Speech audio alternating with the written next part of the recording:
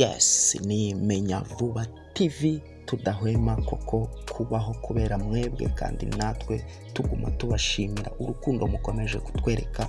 Imana ibaha umugisha, ndetse tuguma dukurikiza amabwiriza yashyizweho na leta, dukaraba intoki, twambara agapfukamunwa, ndetse duhana intera ya metero imwe.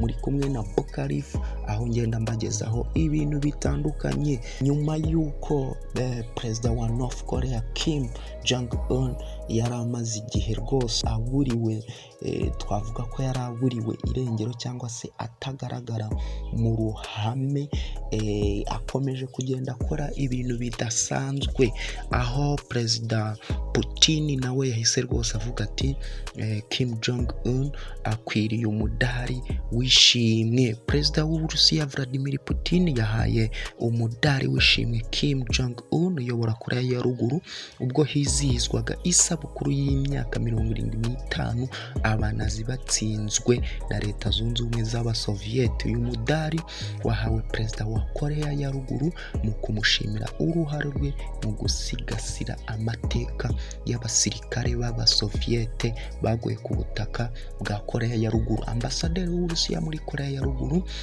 Alexandre Matsegora yashyikirije umudali Minisitiri w'Ububanyi n'Amahanga wa Korea ya ruguru Ri Songon. Ntabwo Kim yigeze yitabira uwo muhango. Umwaka ushize Kim yatumiwe i Moscow mu Burusiya yitabira akarasisi ka gisirikare ko kwishimira isabukuru y'intsinzi ya Leta Zunze Ubumwe z'Abasoviyete bayikuye ku banazi.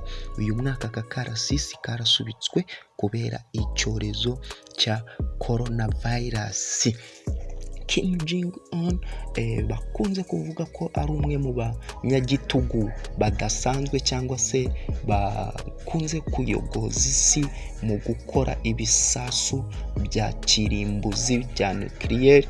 Yagiye akora udukoryo tudasanzwe, ariko Putin yahisemo kumuha umudali wishimwe. Ni Menya Vuba TV rero, muri kumwe na Bukarifu. Kora subscribe niba utarayikora, ndetse n'iyo nzogera uyikoreho kugira ngo uzajye wakira ibintu byose tukugezaho, amakuru agiye atandukanye tukugezaho.